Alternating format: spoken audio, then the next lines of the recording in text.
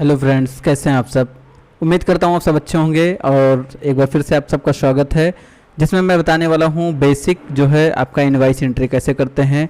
जिसके लिए मैंने product name, rate, quantity, value, discount, main price, GST, labour charge, TDA, net price करके मैंने हेडिंग्स पहले से बना रखे हैं। इन सबको कैसे निकालना आपको ये मैं आपको बताने वाला हूँ।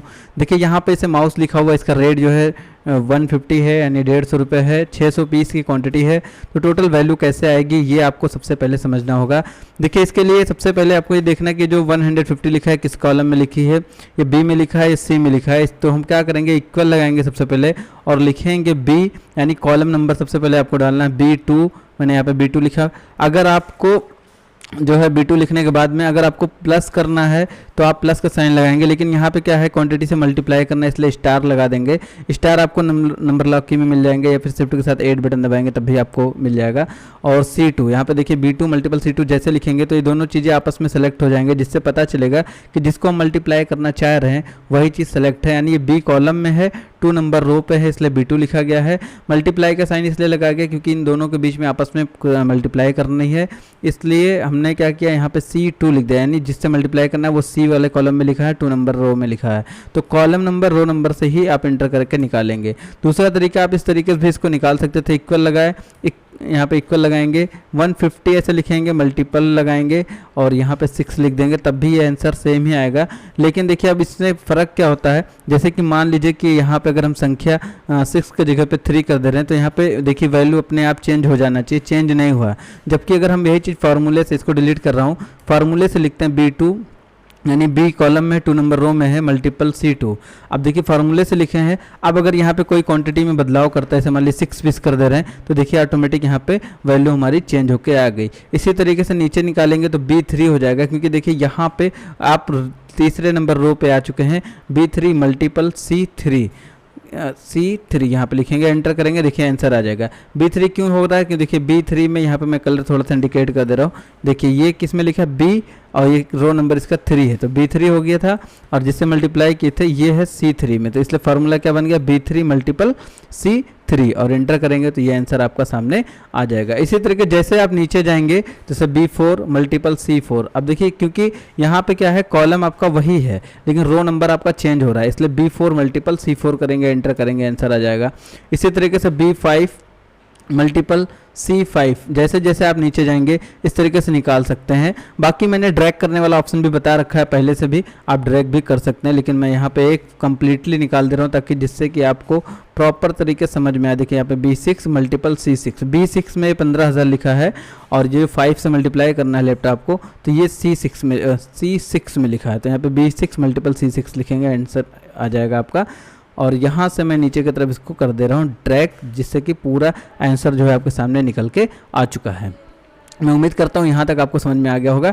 डिस्काउंट देखिए से कैसे निकलता है, डिस्काउंट जो हमेशा वैल्यू से निकलता है, तो डिस्काउंट लिखेंगे इक्वल, ये देखिए D2 ऐसे, या तो आप उस सेक्शन पे क्लिक कर देंगे, यानी उस सेल पे क्लिक करेंगे तब भी वो ऑटोमेटिक उठा लेगा। यानी D2 में 900 लिखा हुआ है, 900 का जितना परसेंट आपसे कहा जाए, अगर 10% कहा गया तो 10% निकालेंगे, अगर 5% कहा जाए तो 5% भी निकाल सकते हैं। तो जितना, अगर मान लीजिए देखिए यहाँ पे हमारे हेडिंग में ही पहले से बता दिया गया है कि 10% आपको निकालना है, तो हम क्या करेंगे 10 लिखेंगे और शिफ्ट के साथ 5 से परसेंटेज लगा देंगे, एंटर करेंगे तो देखिए 900 का 10% 90 रुपये डिस्काउंट हो गया। इसी तरीके से 1250 रुपये जो लिखा 1250 का, यानी इस पर क्लिक करेंगे तो देखिए D कॉलम में लिखा है, 3 नंबर पे लिखा है, तो देखिए केवल D3 यानी रो नंबर चेंज हो गया, बाकी फॉर्मूला सब सेम रहेगा। इंटू लगाएंगे, इंटू का साइन लगाएंगे या फिर स्टार बोल सकते हैं, फिर मल्टीपल बोल सकते हैं, जो भी आप भाषा में समझ सकते हो वो चीज़ बोलिए। हम लोग यहाँ पे इंटू यूज़ करते हैं। 10% यानी जितना परसेंट, अगर फॉर्मूले में बताया गया है हेडिंग में कि 10% निकालना है तब तो आप 10% निकालेंगे, लेकिन अगर बताया गया कि नहीं 50% निकालना है, 30% निकालना है, 10% निकालना है, 5% निकालना है, मतलब जितना बताया जाए उतना आप निकालना है आपको, एंटर करेंगे आंसर आपका आ जाएगा। इसी तरीके से देखिए नीचे D4 मल्टीपल 10%, इस तरीके से ये आपका डिस्काउंट जो है हमेशा वैल्यू से निकलेगा और इसको नीचे की तरफ जो है कर देंगे ड्रैग, तो देखिए पूरा आंसर हमारा ऑटोमेटिक निकल के आ चुका है। सब पे क्लिक करेंगे, देखेंगे फार्मूला ऑटोमेटिक लिख जाता है ड्रैग करने पर। दोस्तों मेन प्राइस कैसे निकालना है, मेन प्राइस में जैसे ये जो डिस्काउंट मिला है ये वैल्यू है आपका, यहाँ पे देखिए मैं थोड़ा सा कलर कर दे रहा हूँ, ये वैल्यू हमारा देखिए 900 है और जो हमें घटाना है ये 90 है। तो इसमें से इस वाले पैसे से इस वाले पैसे को माइनस करेंगे, इक्वल लगाएंगे, D2 में ये लिखा हुआ है, माइनस का साइन लगाएंगे बीच में E2। जब भी आपको माइनस करना है तो माइनस का साइन लगाएंगे, प्लस करना होगा तो प्लस का साइन लगाएंगे। तो D2 में से यानी वैल्यू में से डिस्काउंट को हम माइनस करेंगे, तो एंटर करेंगे तो हमारा जो है यहाँ पे आंसर लिख के आ जाएगा 810 रुपये, यानी ये जो मेन प्राइस बना है ये 810 रुपये बना है। इसी तरीके से नीचे आएंगे यानी D3 माइनस E3, यानी क्लिक करेंगे तब भी ये आपको फॉर्मूला लिख देगा, यानी आपको एक बार इस पर क्लिक करना है, इक्वल लगाने के बाद एक बार आपको डिस्काउंट वाले सेक्शन पर क्लिक करना है। इस तरीके से आंसर आएगा D4, देखिए यहाँ पर हमने D4 लिख दिया, माइनस कर दिया E4 लिख दिया, यानी D4 से E4 को माइनस करना है। D क्या है, कॉलम नेम है, और 4 क्या है, रो नंबर है, यानी D4 नंबर पे जो भी इस सेल में लिखा है उसको माइनस करेंगे, E4 से एंटर करेंगे, आंसर आ जाएगा। तो मैं समझ सकता हूँ कि आप वैल्यू में से डिस्काउंट को माइनस करेंगे तो मेन प्राइस आपका पता चल जाएगा। मेन प्राइस यानी वो प्राइस है जो डिस्काउंट के बाद में वैल्यू आती है। अब देखिए मेन प्राइस हमारा जो है यहाँ पे निकल के आ चुका है। अब ये वाला जो अमाउंट है यहाँ से मैं इसको कलर कर दे रहा हूँ, कोई भी यहाँ पर थोड़ा सा डिफरेंट कलर कर दे रहे हैं ताकि आपको थोड़ा सा पता चल, देखिए रेड कलर कर दे रहे हैं।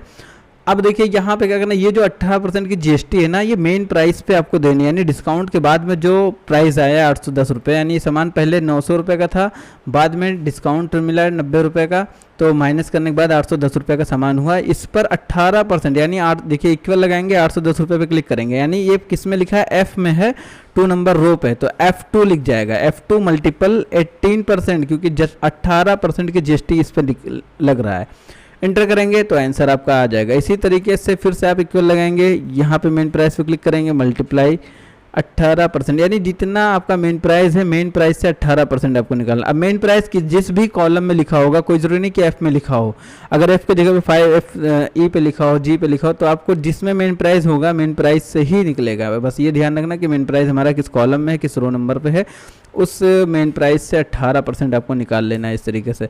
और जैसे जैसे नीचे जाते जाएंगे केवल रो नंबर आपका चेंज हो रहा है, बाकी सब कुछ सेम फार्मूला है।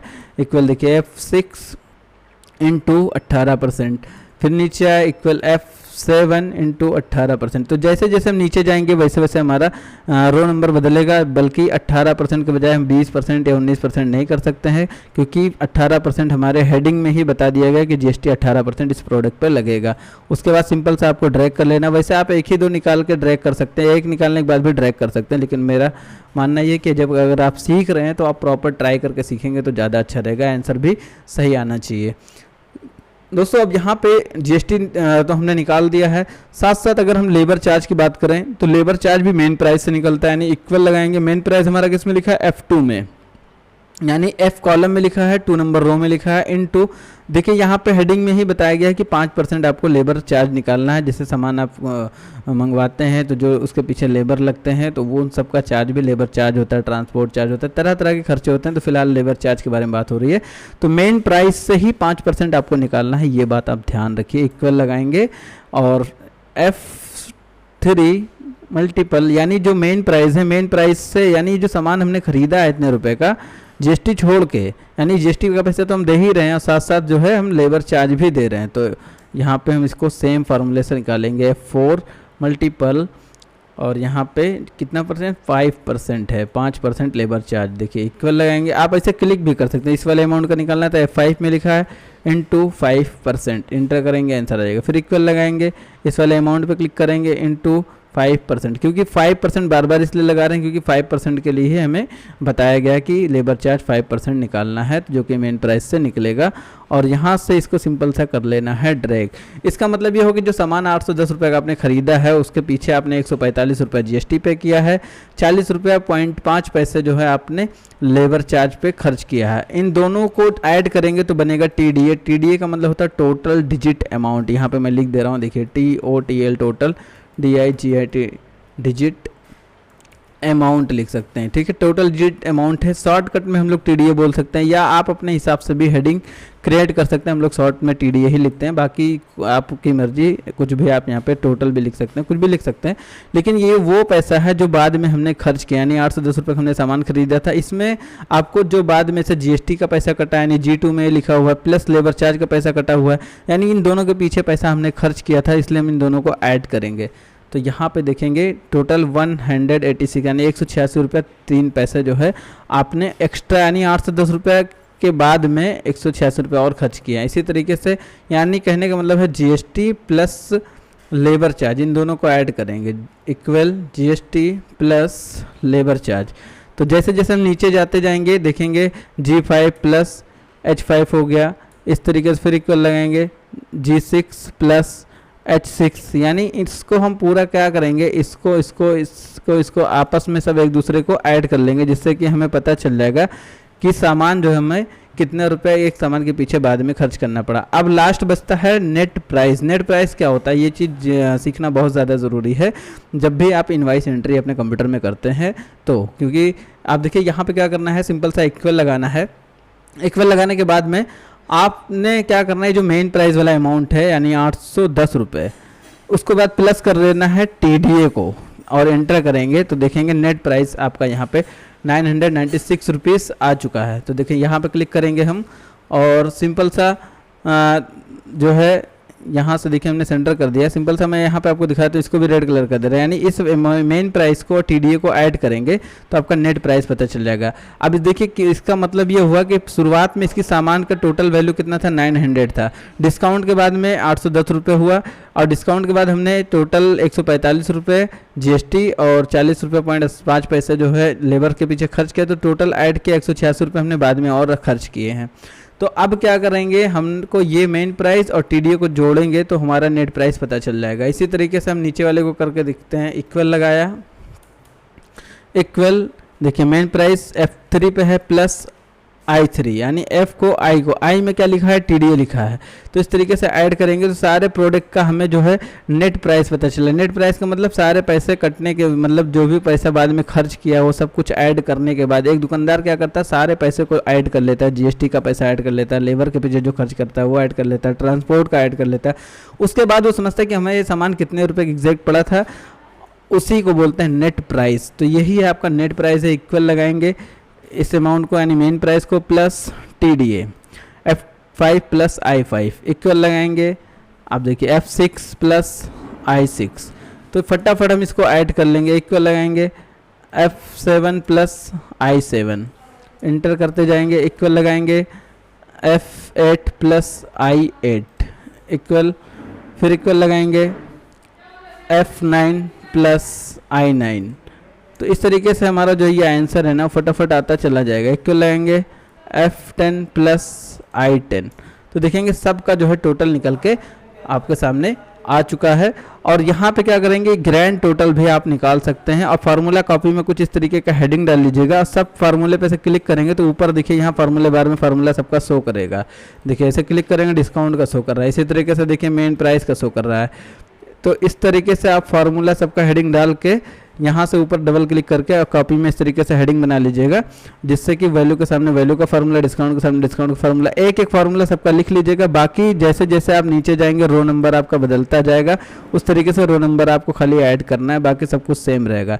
अब देखिए इसको यहाँ से लेके यहाँ तक इसको टोटल करना है, तो इसको बोलते हैं ग्रैंड टोटल, यानी टोटल कितना वैल्यू हुआ। तो यहाँ पे इक्वल लिखाएंगे, SUM सम लिखेंगे, ब्रैकेट लगाएंगे और यहाँ से इसको ड्रैग कर लेंगे, जिससे कि लिखा है D2 से लेकर D10 तक जो भी वैल्यू है इसको क्या करना है, सम मतलब बराबर यानी ऐड कर देना। देखिए सबका एक ही बार में आंसर निकल के आया। आप चाहें तो डिलीट करके दोबारा ट्राई कर सकते हैं, एक ऑल्ट के साथ इक्वल से भी फार्मूला लिख जाएगा। इसे इंटर करेंगे, देखिए सबका आंसर यहाँ पे आ जाएगा। एक्सेल बहुत एडवांस है, बहुत समझदार है, तुरंत जो है सब सारी चीज़ को आपस में डिटेक्ट कर लेता है और सबका आंसर ला के दे देता हूँ। मैं उम्मीद करता हूँ कि आपको ये वीडियो पसंद आए तो प्लीज़ वीडियो को लाइक करें, चैनल पर नया है तो सब्सक्राइब कर लें। थैंक यू, फिर मिलेंगे हम नेक्स्ट वीडियो में।